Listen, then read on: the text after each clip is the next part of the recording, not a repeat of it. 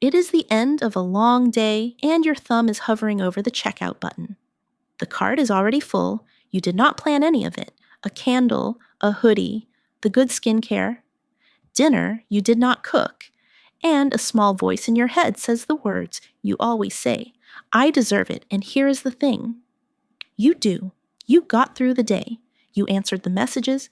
You held it together. You were good. Nobody handed you a medal, so you are handing yourself this. It is not stupid. It is not even really about the candle. It is a small, private ritual for surviving something that did not leave a mark anyone else can see.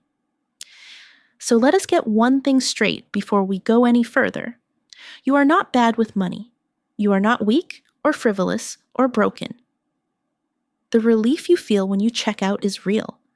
Researchers can actually measure it, but something happens after the box arrives. The relief is gone by the weekend, and somehow the wanting is back. Same tired, same cart, same 3 words. This is the story of how I deserve it, stops being a treat, and quietly becomes a trap.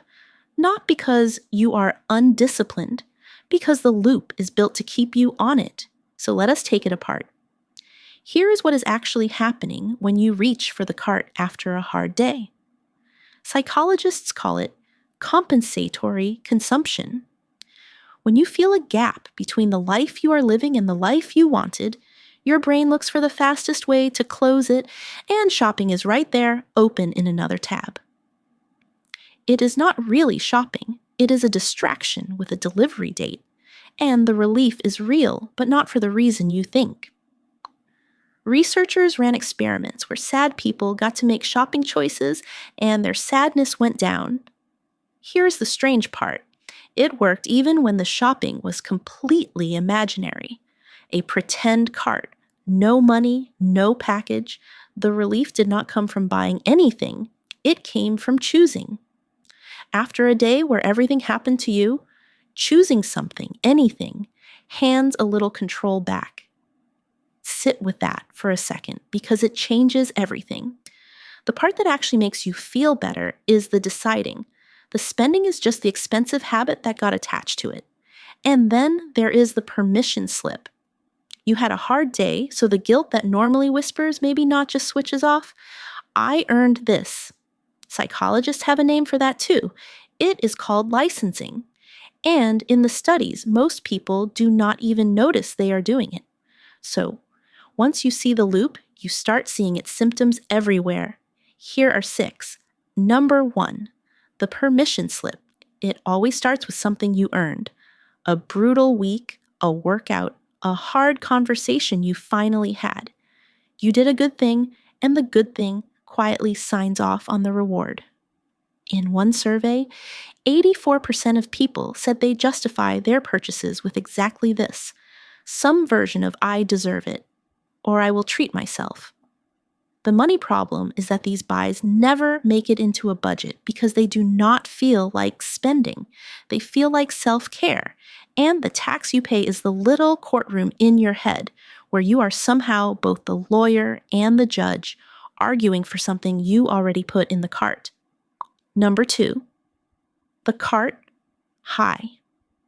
Remember, the good feeling peaks when you choose, which means it peaks before the box even ships. By the time it arrives, the high is already fading, and the thing itself just becomes stuff. This is why the 4th candle never feels like the first one did. Not because you need a bigger candle, but because the newness wears off fast, and the feeling you were chasing was never in the box to begin with. The cost is a shelf of things that each promised a lift and delivered a Tuesday. The tax is the quiet, why did I even buy this that you feel while you put it away? Number 3, the treat that signs you up. Some treats do not end. The little upgrade, the app, the subscription box, the premium tier. One relaxed yes on a hard night, and now it renews every month forever, and you lose track. In one survey, people guessed they spent about $86 a month on subscriptions. When they actually sat down and added it up, it was $219, 2.5 times more than they thought.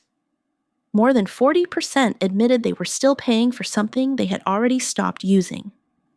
The money problem is a quiet stack of small monthly charges you stopped noticing months ago. The tax is that you avoid adding them up, because some part of you already knows what you will find. Number 4, pay later. When paying hurts, you buy less. So the entire checkout is designed to make it stop hurting. Save the card, one click, or better yet, split it into 4 easy payments. So tonight it feels almost free, and some future version of you gets the bill. But here is what the data shows. In a large study of real credit records, people's balances were already climbing in the year before their first buy now, pay later purchase. The strain came first. The treat came second. And the people leaning on pay later were quietly carrying more debt of every other kind too. The tax is 4 different apps, 4 different due dates, and a future you who inherits all of it while you are still deciding tonight feels fine. Number 5, the treat that bites back. Sometimes you buy the thing to feel better about one specific insecurity, and it does the exact opposite. You wanted to feel put together, so you bought the outfit, and now the outfit is just a little reminder that you did not feel put together in the first place. Researchers found that buying to patch a specific gap can actually deepen it because the purchase makes you think about the gap. The money is spent, and the feeling you were trying to fix is now louder than before. That is the cruelest tax of all, paying to feel worse. Number 6, doom spending, on command. None of this happens in a vacuum. Treat yourself is not just something you say to yourself. It is a marketing strategy aimed directly at you at the exact hour you are most tired and least able to argue.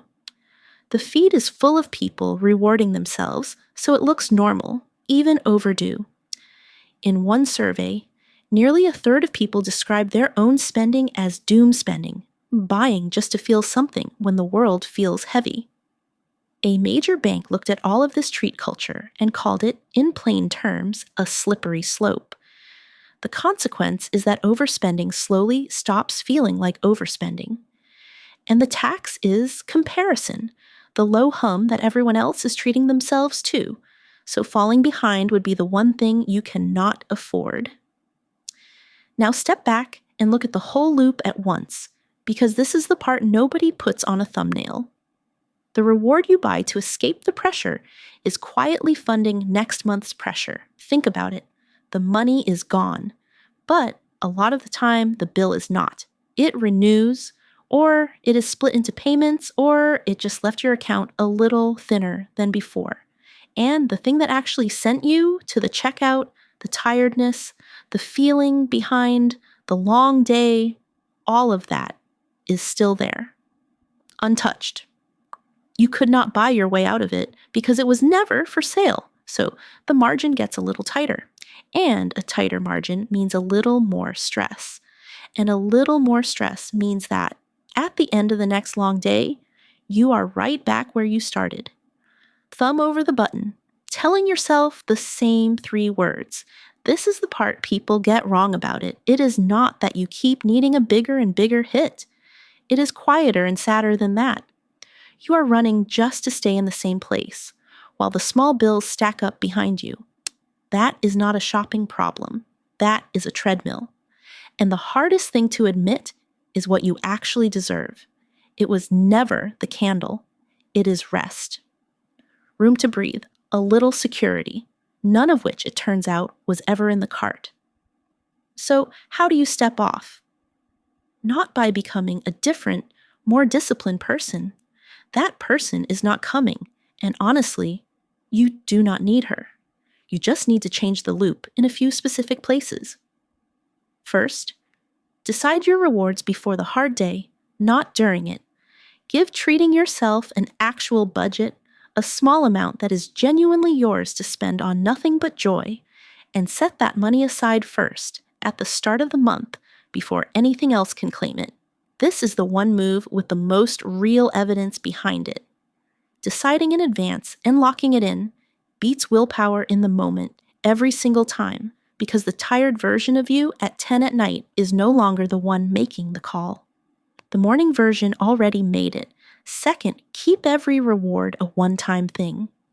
If a treat renews, it is not a treat. It is a bill wearing a bow. Buy the nice coffee. Do not subscribe to the coffee. And once a month, actually open your subscriptions and cancel one. You will not miss it. Remember, more than 40% of people are paying right now for something they already stopped using. Third, put the friction back. Take your card off the sites. Delete the one saved in your browser. Turn off the pay later option. You want paying to feel like something again, because that little sting is not your enemy. It is information. Fourth, and this is the strange one that actually works. When the urge hits, let yourself shop. Fill the entire cart. Choose everything. And then close the tab. Remember what the research found. The relief was in the choosing, not the buying. So take the free part and skip the expensive part. Most of the time, 24 hours later, you will not even remember what was in there.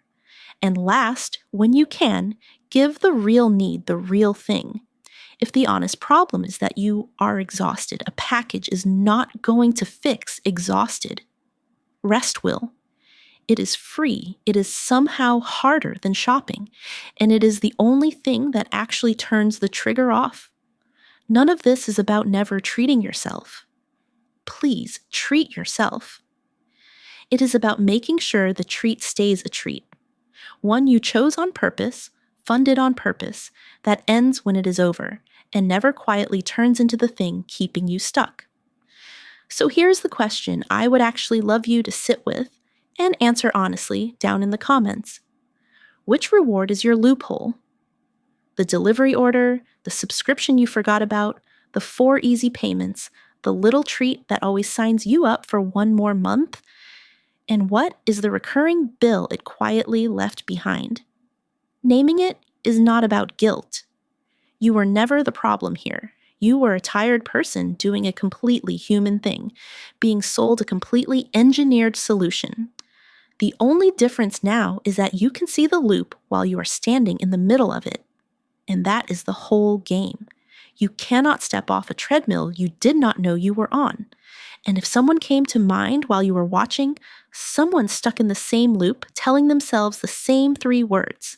Send this to them. Not to call them out, just so they can see it too. You deserve rest. Go get the free thing.